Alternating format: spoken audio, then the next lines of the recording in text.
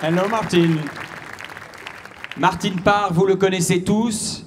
Il est un habitué des rencontres d'Arles. Il n'y a pas de raison que ça change. D'habitude, quand on l'invite, c'est pour qu'il nous raconte la photographie des autres. Ça fait des années qu'à Arles, on n'a pas vu ces photographies, qu'on n'en a pas vu autant. Il y a une rencontre assez improbable qui a eu lieu il y a un peu plus d'une année, la rencontre d'un chanteur français, Mathieu Chédid, et d'un photographe anglais, Martin Parr. Ils ont travaillé ensemble, ils ont tenté des choses, ils ont essayé de se faire rencontrer la musique et la photographie. Vous pouvez voir le résultat de ce travail dans l'exposition M à l'église des frères prêcheurs, mais on s'est dit qu'il n'y avait pas de raison de se priver d'une soirée Martin Parr. Première partie de soirée, c'est Martin Parr qui va se raconter en images. Vous voyez que la traduction anglaise annonce presque la deuxième partie du discours inattendu et des projections inattendues de Martin. Et puis, dans un deuxième temps, Mathieu Chédid et Pierre Bocheron vont nous rejoindre et le morceau fragmenté que vous avez pu découvrir dans l'église des frères prêcheurs, vous allez l'entendre ce soir dans sa continuité. Voilà, je vous laisse en compagnie de deux grands messieurs. Merci.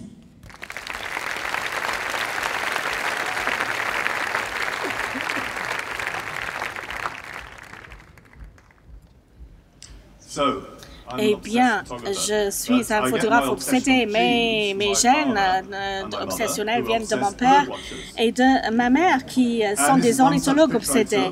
Et ça, c'est l'une des images du club des ornithologues de Surrey en 92. Mais l'un des effets secondaires d'être le fils d'un couple d'ornithologues, c'est que pour les vacances l'été, on se rendait dans les endroits où il y avait des oiseaux, dans les marais, les collines. Et donc, je ne me rendais pas à la mer, la vraie mer, avec les sauts et les pelles, et bien des rires. Et c'est pour ça que je suis tellement obsédée par le fait de faire des photographies sur la côte. Et ce que je vais faire ce soir, je vais vous expliquer comment j'ai utilisé la côte, la plage, la mer comme laboratoire expérimental pour tout ce que j'ai fait. Chaque fois que je commence une nouvelle idée, un nouveau projet, une nouvelle manière de penser, de photographier, je me rends d'abord à la mer.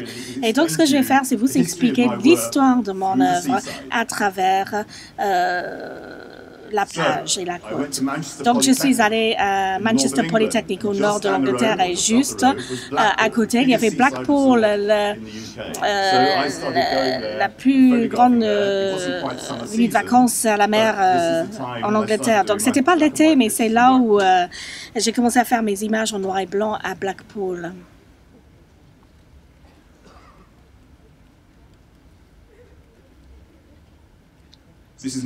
Donc ça, c'est Morecambe, autre station balnéaire. Et j'adore cette idée de la station balnéaire un petit peu démodée, un petit peu détériorée. Et c'est ce que j'aime sur la côte anglaise, c'est cet air un petit peu de quelque chose qui est en déclin. Et on voit l'Empire britannique qui s'effondre tout doucement dans la mer. Ça, c'est la côte est, Stagness. Et ensuite, j'ai découvert une station balnéaire qui s'appelait New Brighton. Je suis allée voir une expo Walking Art Gallery sur la photographie américaine. Et là, il y avait cette station balnéaire incroyable. J'ai commencé à la photographier en noir et blanc. Il y avait une atmosphère tout à fait unique. Et ensuite, j'ai déménagé à Irlande.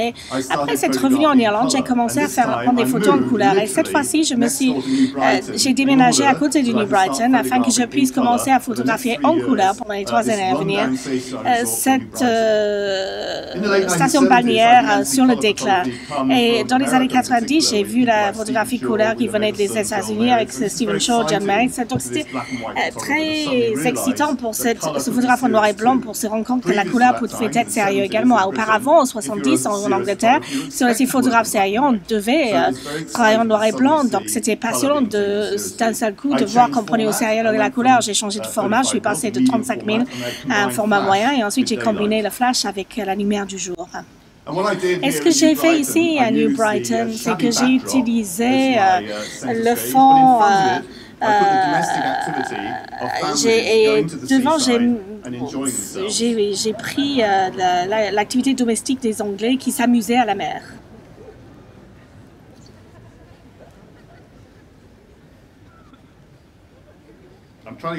Et donc, j'essaie d'obtenir la prochaine. Ouais, bon, et donc, voici un bel exemple. Moi, bien sûr, je me rendrai à la fin de la journée, les dimanches, les jours fériés, où il y avait vraiment beaucoup de monde. C'était le chaos. Parce que moi, je crée la fiction de la réalité. J'exagère la réalité, mais la réalité, c'est mon point de départ. Et ça, c'est intéressant. On ne pourrait plus prendre cette photo aujourd'hui parce que l'attitude, l'une des choses qui a vraiment changé depuis 30 ans, c'est la notion que l'on ne peut plus photographier les enfants. Dans les années 80, tout allait bien, on pouvait photographier les enfants à la mer. Maintenant, si je me rends à la mer, il faut faire très, très attention si on veut prendre des photos d'enfants.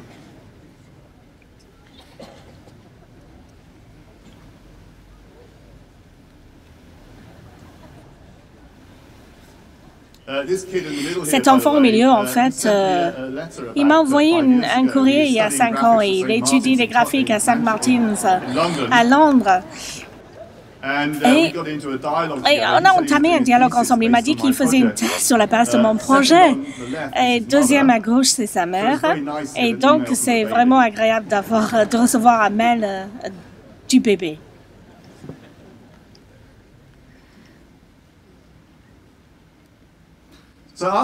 Donc, après avoir fait ce projet pendant 3 ans, ça a été publié. Ce qui était merveilleux, c'est que ça a été montré à Arles en 86. François Abel était le directeur à l'époque. Et pour moi, c'était incroyable. Venir pour la première fois à Arles, j'habite en Angleterre, un pays qui ne comprend pas vraiment la photographie, n'apprécie pas autant que la France.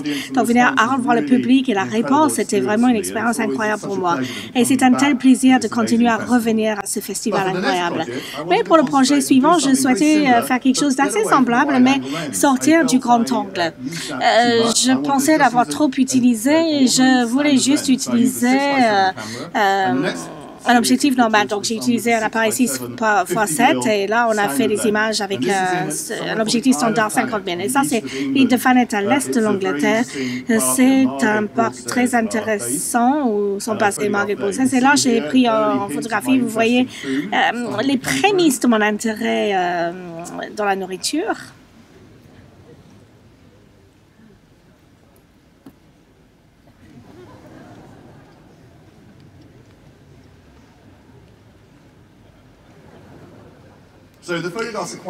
Et donc, les photographies sont assez différentes des images prises avec le grand angle que j'ai montré avant.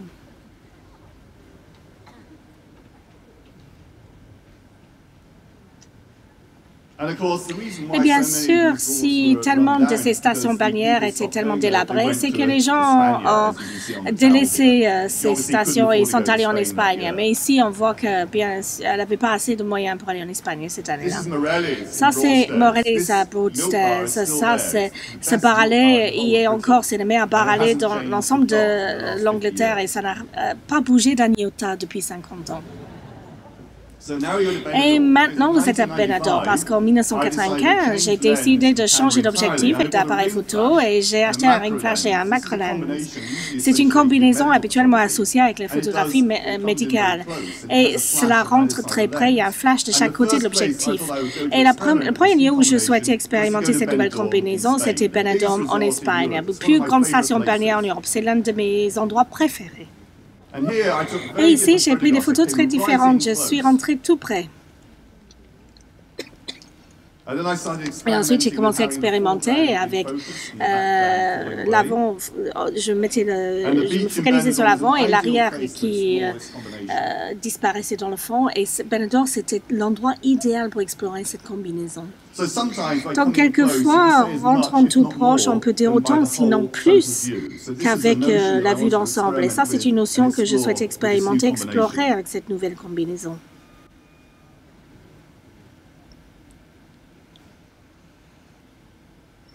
Encore une fois, la nourriture commence à se voir. Autre chose que j'ai fait avec cette nouvelle combinaison, c'était d'explorer la notion de la nourriture. Donc, je combinais souvent la nourriture avec la côte également.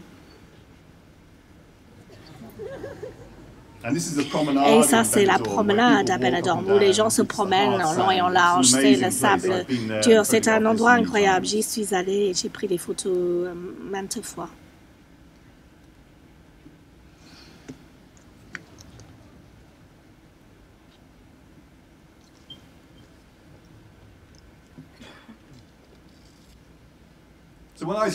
Donc, quand j'étais à Benidorm, j'ai vu ces albums que l'on vendait. Ça, c'est des albums qui devaient héberger les photos que vous avez prises à Benidorm. N'oubliez pas, c'était l'époque de l'analogue. J'étais tellement inspirée que j'en ai acheté 10 et j'ai pris mes propres photos dans l'album, comme ça. Donc, ça, c'est un livre d'artiste qui a été produit. C'est quelque chose que je ne m'attendais pas à faire tant que j'ai vu l'album. J'ai tellement aimé l'album, j'ai voulu tous les acheter et je l'ai fait et je les ai remplis avec mes propres photos. Et donc, ce que j'ai fait ensuite, c'était d'aller en Amérique latine. J'adore photographier en Amérique latine. C'est une belle opportunité d'y aller. Quand nous avons l'hiver européen, et j'y suis allée, et j'ai commencé à explorer encore une fois les plages de l'Amérique latine avec cette nouvelle combinaison du ring flash. Si on revient plus en arrière, mais encore une fois avec le focus à l'avant-plan, et en l'arrière-plan qui disparaît.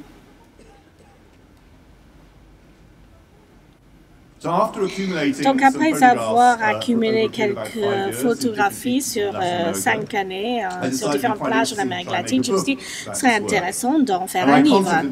Et donc, j'ai contacté mon collègue qui travaille pour un éditeur dans la ville de Mexico et je lui ai demandé s'il pouvait m'aider de faire concevoir ce livre et de faire publier. Donc, je voulais une espèce de côté bon marché. Et donc, il a pris les meilleures des photographies dans cette région de la ville de Mexico où ils font la conception des cartes pour Noël et des mariages. Et ils ont trouvé ils ont conçu quelques exemplaires et on a choisi le plus mauvais. Donc la plupart des photographies veulent un livre avec la plus belle impression et la plus belle conception. Donc on a regardé les conceptions. On a dit, lui, il est tellement mauvais, on va s'en servir. Et ensuite, on a pensé à l'imprimeur et on a regardé les imprimeurs locaux. On a trouvé le pire imprimeur qu'on pouvait trouver. Et on les a encouragés à faire autant d'erreurs possibles. Et ça, c'est une feuille qui n'a pas de jaune. Et ici, c'est un feuillet où c'est double imprimé à gauche, impression simple à droite. Donc, dans l'ensemble, cet ouvrage est vraiment affreux. Et c'est pour ça que je l'adore tant.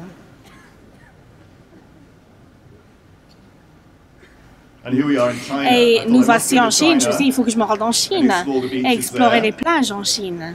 Et vous voyez ces photos avec les plages bandées, mais je n'ai pas pu trouver la plage où il y avait tellement de personnes qu'on ne pouvait plus s'y promener. Mais ce que j'adore sur la plage en Chine, c'est qu'ils utilisent comme arrière-plan pour la photographie, pour les photos de mariage. Et ils n'ont pas un seul mariage, mais toute une panoplie. Il y aura 5 photographes et chacun qui photographie un nouveau mariage tous les 20 minutes. C'est ça la Chine.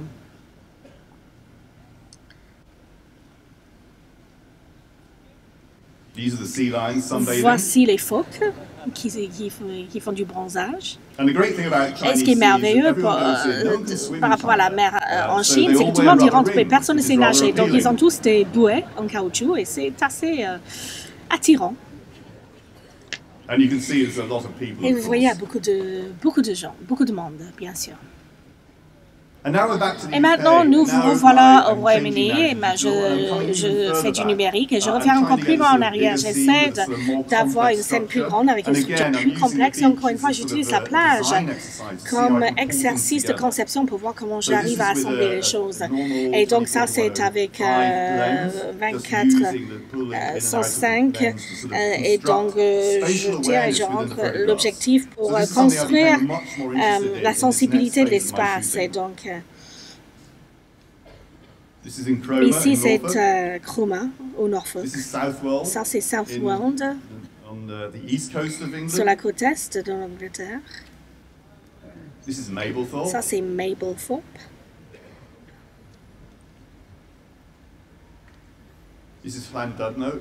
Llandudno, Pays de Galles. Et encore une fois, j'aime bien l'idée avec cette sensibilité de l'espace, donc ces lunettes, quand le monsieur au milieu, il y a une présence spécifique par rapport au cadrage de la photo. Et c'est ça qui est magique avec la photographie. Et en tant que photographe, on ne sait jamais prédire à quoi va ressembler une photographie et quel sera le sentiment qu'elle évoque. C'est pour ça que j'adore être photographe, parce qu'on a souvent des surprises. Encore une fois, les manches sur le fauteuil sont très importants pour la photo.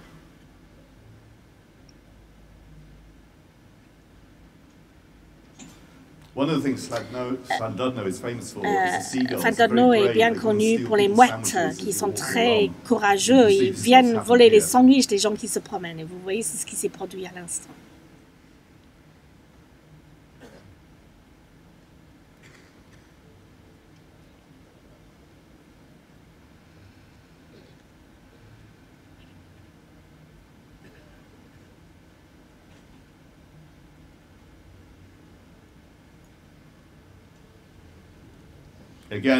Encore une fois, j'attends l'espace autour de l'homme avec le chapeau. C'est ça qui est important. C'est ça qui fait tenir la photo. C'est tout à Llandudno, au Pays de Galles. Donc nous revoici en Amérique latine, à Mar del Plata. Mar del Plata, c'est la plus grande station balnéaire du monde. C'est un lieu incroyable, avec 2000 hôtels, 17 km de plage, quelque chose comme 7 millions de visiteurs par an, mais personne ne le connaît parce que les seules personnes qui s'y rendent, ce sont les Argentins. Et donc c'est leur petit secret. On n'arrive pas à rencontrer quelqu'un, un Argentin qui n'a pas eu une fois des vacances à Mar del Plata. Et la plage principale s'appelle Playa Bristol. C'est pour ça qu'il faut que je m'y rende, parce que moi j'habite à Bristol. Donc je suis revenue encore une fois, j'ai fait un pèlerinage à Mar del Plata pour l'explorer.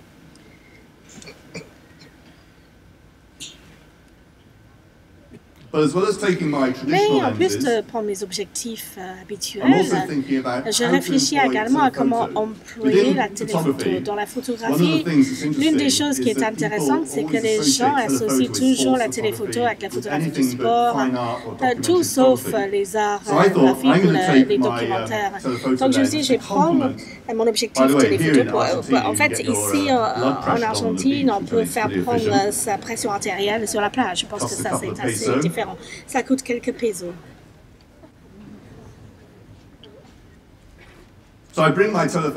Donc j'ai apporté mon téléphoto à Mar del Plata et j'ai expérimenté l'idée de me retirer des foules et de voir ce que je pouvais faire avec cet objectif. Ça, c'est une manière évidente d'utiliser cet objectif, c'est une scène massive. Et ensuite, j'ai commencé à explorer le fait d'arriver, de rentrer beaucoup plus près et d'essayer de voir les détails. Et cette notion d'avoir l'avant-plan qui n'est pas qui est flou et l'arrière-plan avec le focus. C'est ce que je continue à explorer. Encore une fois, ça commence à fonctionner ici. Donc, quand vous trouvez une nouvelle technique ou une nouvelle idée, il faut trouver un langage qui convient. L'explorer, voir si on peut le faire fonctionner. Donc, je suis revenue en Amérique latine cet hiver. Ça, c'est Lima. Il fallait que je me rende à Lima, simplement parce qu'ils ont ces studios portables sur la plage qui déplacent sur roulette. Et je voulais faire prendre ma photo sur cette plage. Donc, je suis allée à Lima pour qu'on prenne ma photo comme cela. Et encore une fois, vous voyez ici, j'explore, je continue à explorer la téléphoto. Mais pas d'expérimentation de ce type n'est complet jusqu'à ce qu'on se rende à Benidorm. Vous allez le voir d'ici quelques temps. Mais on revient à Italie. En Italie, je voulais vous montrer les plages italiennes. Ça, c'est près de Naples. Et bien sûr, ici, vous avez cette idée de la sensibilité à l'espace. L'objectif, le zoom qui rentre. Et ça, c'est ma plage préférée au Monte Sorrento. C'est une petite plage avec toujours du monde, mais ce qui est incroyable, c'est que c'est toujours à l'ombre. Et donc, l'un des problèmes avec la photographie, la lumière du sud de l'Europe regarde la lumière d'aujourd'hui. On sait que vous pouvez utiliser le flash à midi pour supprimer ces ombres, mais moi, j'aime utiliser juste l'appareil naturel, donc la lumière naturelle. Donc ici, cette plage, ça peut être une journée ensoleillée, mais c'est toujours à l'ombre. C'est assez remarquable.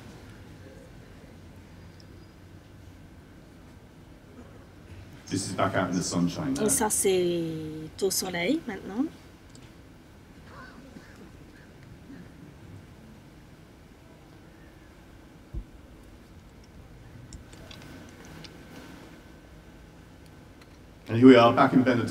Ici, on est revenu à Benidorm. Je ne pouvais pas m'empêcher d'y retourner.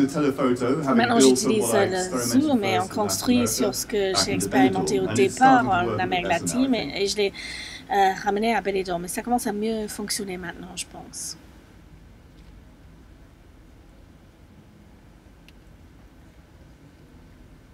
Et encore une fois, la théorie de l'avant-plan qui est flou et utiliser la capacité des choses de manière dont on a l'impression qu'on n'a pas de focus.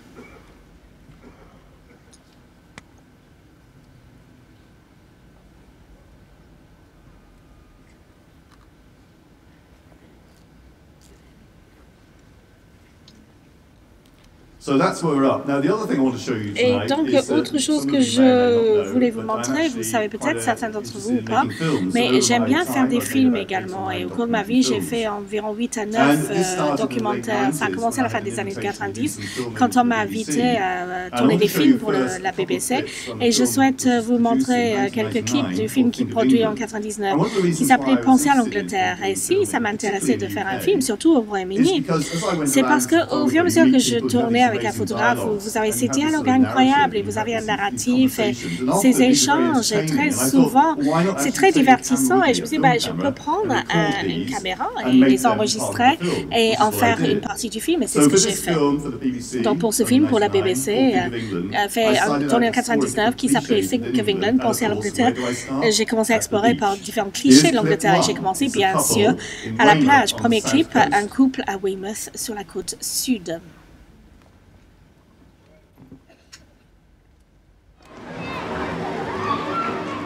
Why do you think this is such a good example of an English bed and breakfast? What do you mean by that? Well, what is it about it that you like? The friendliness and all that. Plus the food's excellent. The food's excellent. Yeah. Can't fault the food at all. And the owners are really sociable and everything. You know, it's lovely. And the dinners you get enormous, does it? Yeah. Never only a little bit. Once you've had your breakfast, you don't want anything else in the daytime, do you? No, no. But you're having lunch now, and it's... I know. But normally it's generally on evening time. Evening meal yeah, normally, yeah. but on Sundays it's 1 o'clock.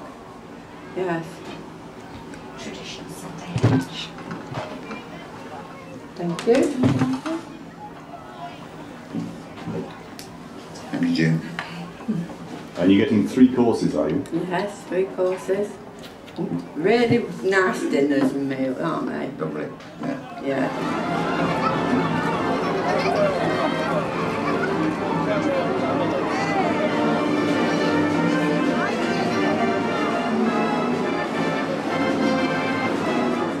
Weymouth is gradually moving into the 21st century with its approach to tourism. It's not a resort that needs a lot of razzmatazz, lots of candy floss and all that amusement sort of thing. arcades. We've got enough of that sort of thing. What we need is where people can come away and have a nice, peaceful, enjoyable family holiday or whatever, however they want to spend their holiday. Have you ever been abroad? No. No, haven't. Never been abroad. So you're not curious just to see what it's like? No. I hear about some of the foods. Oh. When they come back from abroad, they're sick and ill, and then they've got to take tablets for this and tablets for that. Yeah, I've heard people be everywhere. A lot of people in there, ain't there, abroad, isn't there? Yes. Yes, we have. You might go abroad when you've got lovely weather like this, lovely hotel, lovely sea to look at. Nice blue sea, isn't it?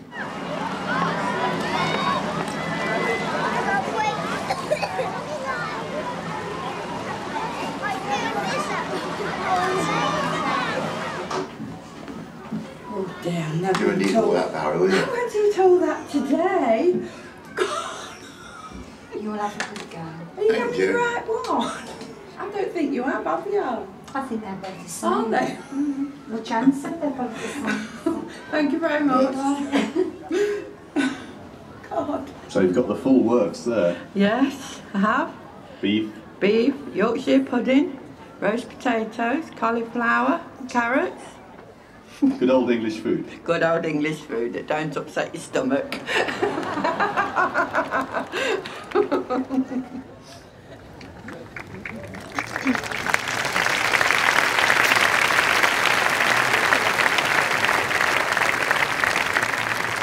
Eh bien, vous voyez là mon intérêt précoce pour la nourriture qui a commencé à se voir à travers le film. Et ça, c'était pas mis en scène. Je suis rentrée dans ce bed and breakfast et j'ai commencé à filmer. Et après, je suis allée à Blackpool. À l'automne, il y a une saison qui s'appelle les illuminations et les gens se rendent à Blackpool parce qu'il y a ces lumières.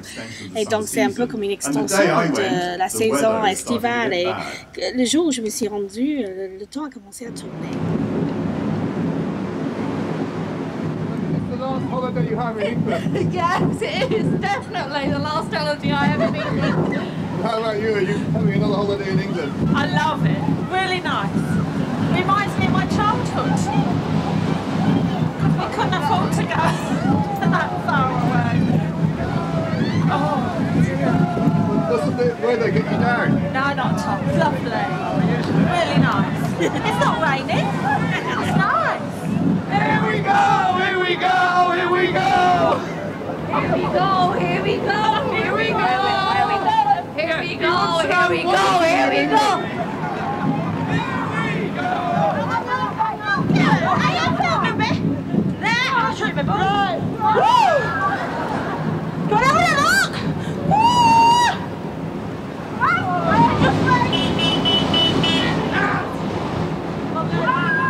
I'm ready to look!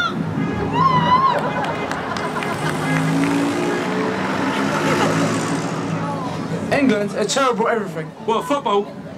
England's terrible at everything. England, mate, we won 2 World Wars, 1 World Cup. It's great. Can't fault them, can you? When the Germans were slaving and smoking fags in French bars, we was out there, mate. No matter what the weather is, we was out there. We was there. We was doing it, no problem. So do you think the English are not very good at things then? What, you Scottish or what? No. What do you mean we're not any good at anything? Well, we haven't won much since... Moaning. No good at fucking getting good weather. All the English are good at is moaning. I tell you Can't argue with that, yeah, can listen you? to this, right? All we do is moan about nothing. Last night we paid 75 quid for an hotel, right? Each. For a room, right? 75 quid. Chips come down, fucking freezing. Who complained? No one, but 2 of us. Fucking 8 of us. They all sat there and eating cold fucking chips, £75 a room. Do you believe that? Do you know what it is? If that was an American, mate, they'd fucking be uproar.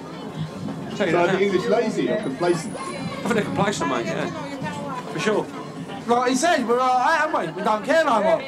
Everyone's like, belly up, they'd rather walk back and take it up the arse rather than stand up for themselves. Easy, mate, I'm telling you. Too many immigrants here. Sorry. Believe what you want. I think there's a lot of devils walking about as well, that's what's about. What section are you from? I'm doing something about England. About England? I was in London for a minute. What do you think about England? What do you want to know? It's lovely. We start back in the south of England. England is lovely. Were you born here? No, I wasn't born here. The West Indies? Yeah, I am from the West Indies. But do you feel more English now, or do you still feel... I'm English all over. I'm more English than you. And when you think about England, what do you think about? When I think about England, what do I think about? I just think about the green life, lovely England. England. Cold, sunny. Everything that goes with it. It's England.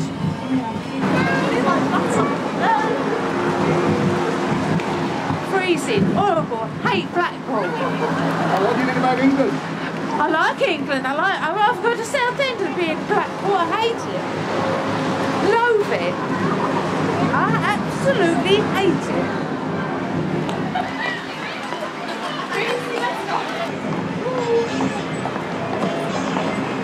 English blokes! Boring! They're too fat!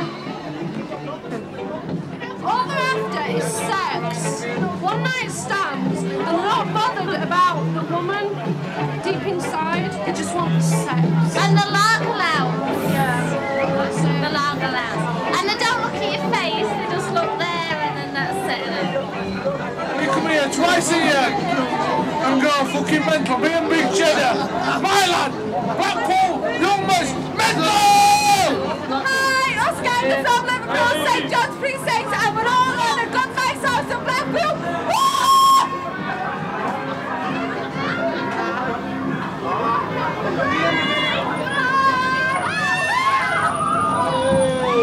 I'm watching you, I'm alright. What do you think of England? Weather like this, crap. But the women, short skirts, great.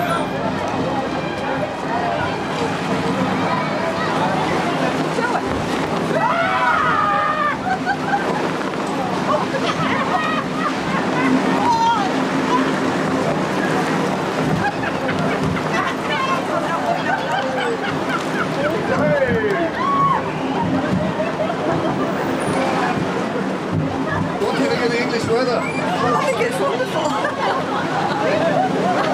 Racing, isn't it? That's racing.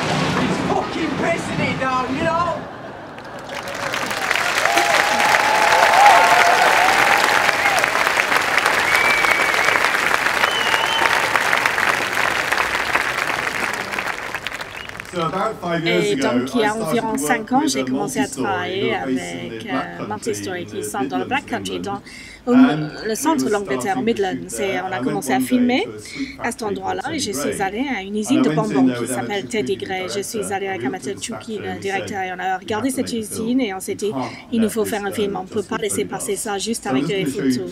Et donc, je vais vous montrer 2 clips très courts de ce film. Le premier qui explique pourquoi c'est une entreprise si vieille. One of the things we love about Teddy Gray is it's a very old-fashioned company. Do you think you're ever going to modernise? No, I don't think so. Well, we don't want no emails and faxes and all that. I mean, imagine coming to work in the morning and looking at all them faxes all now. It's really me dad and me auntie. They don't know how to use computers. 12 raspberry ruffles, 6 sherbet lemons. Then we come to the bonbons. The lemon bonbon's 6. The pink one's 24. Clonico cream's 20. But does it stop you using one? Oh no, I use one. But not At here? home, but not here. But how can you work out all the VAT and the adding up and all these things without it? Well, my auntie Betty does all that.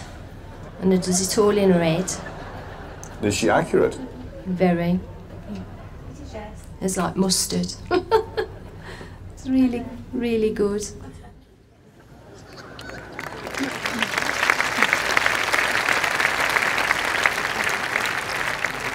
Mais ce qui nous a vraiment fait penser qu'il fallait faire un film, c'est quand ils font du rock. C'est des bâtons de sucre qui vont sur les côtes anglaises. Et c'est comme ça qu'ils les fabriquent.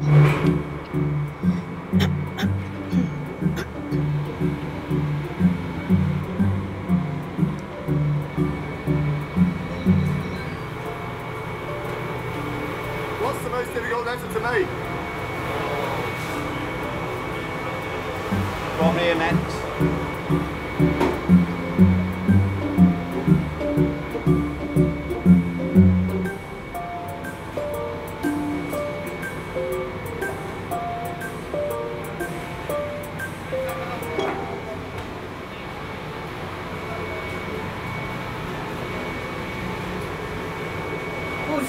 trade, and the men, of course, they're trained for it, you know.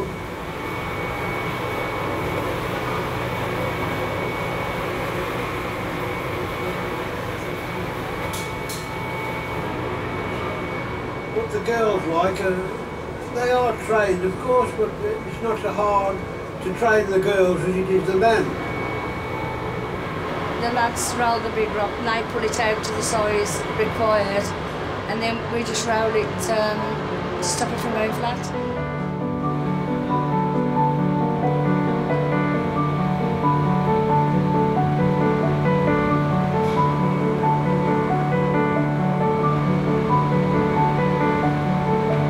I have to say, when you see it, it's very poetic, isn't it? It's like a dance, don't you think?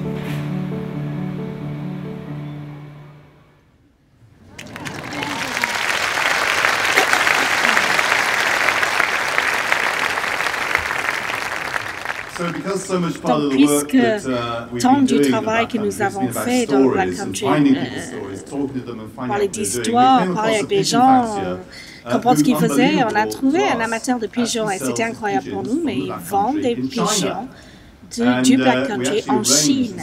Et on a demandé si on pouvait l'accompagner lors d'un voyage. On ne pouvait pas y croire, on voulait voir à quoi ça ressemblait. Donc on est parti en voyage pour découvrir comment c'était de vendre des pigeons anglais du Black Country en Mongolie, dans ce cas-ci. We're going to look at some pigeons, the champions of Mr. Joe. One of the most successful fanciers in Bateau. Yeah?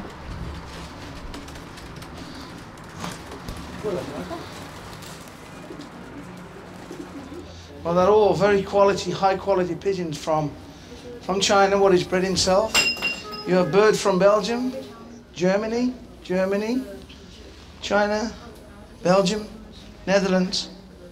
Any of yours up there? Not yet. Hopefully in a few years we will see photographs of English birds.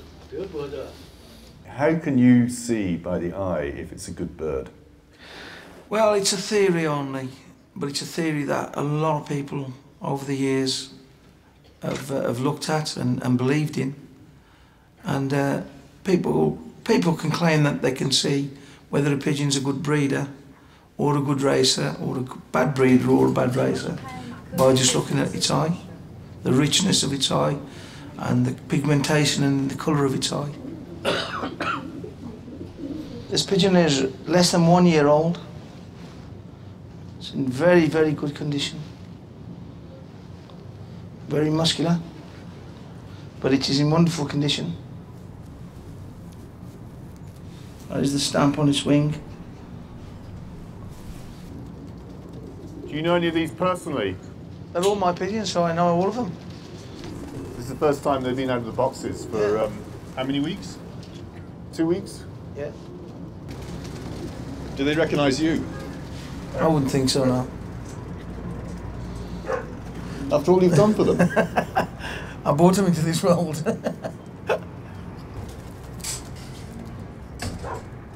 Well, our club is a big club.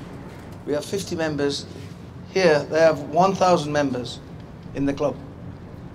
That's China for you, isn't it? Everything's more people. Everything is far bigger. So, and a lot more birds to the race. How many birds normally to one race? 就一场比赛的话，一般是多少羽鸽子？咱们这参加的话，有7、8千羽的。5、6千羽的。100,000. 100,000 birds to a race. Incredible.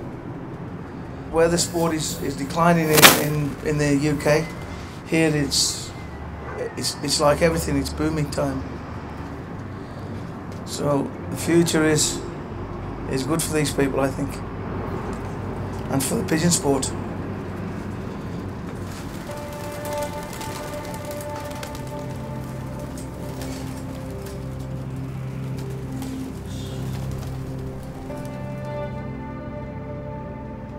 I would say they're not in training at all.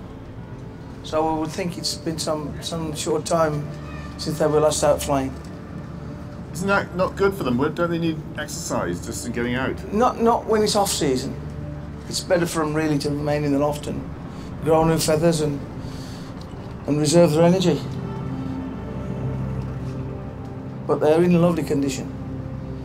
Very good. You can smell the industry, don't you think, Mark? Yeah. Yeah, you can smell the goings on. Smell means money, right? Yeah, it's all happening here. Steel works over there, look. Freight yard. Cooling towers at the back of us.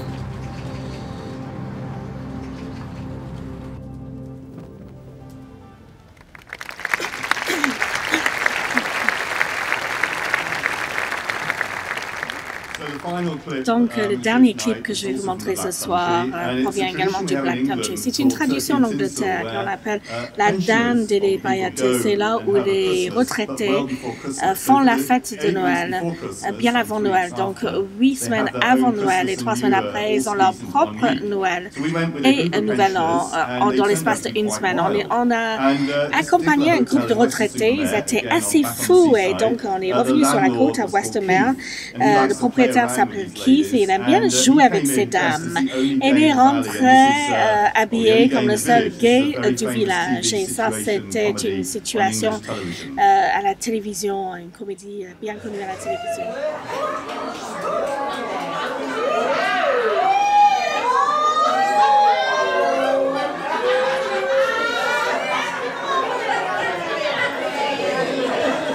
I believe it's someone's birthday today. I want to see Marge. Happy birthday, Marge.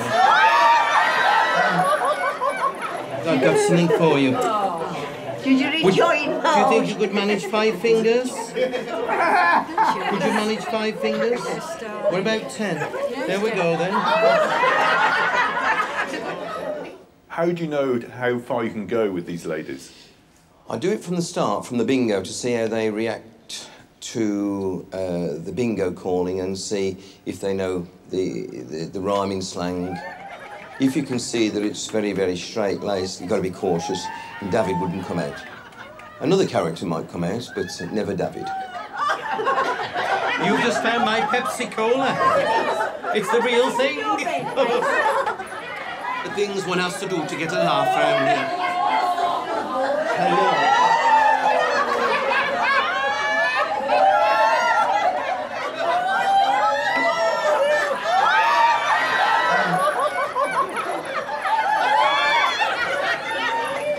Magnificent.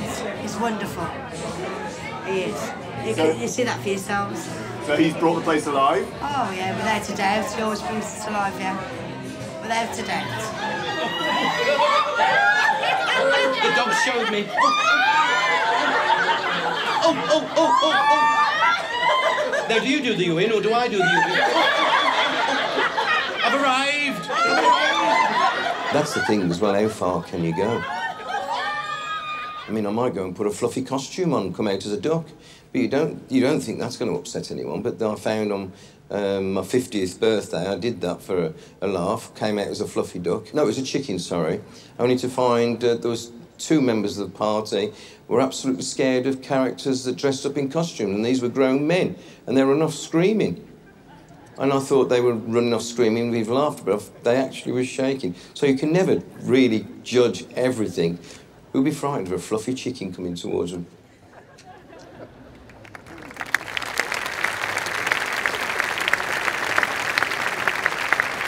So Donc, merci. Vous voyez comment mon intérêt dans l'expérimentation de la photographie et ensuite le narratif, je crois fermement au narratif. Et ce soir, j'ai essayé d'expliquer ces deux facteurs qui sont tellement importants qu'ils l'ont été dans ma carrière. Merci beaucoup.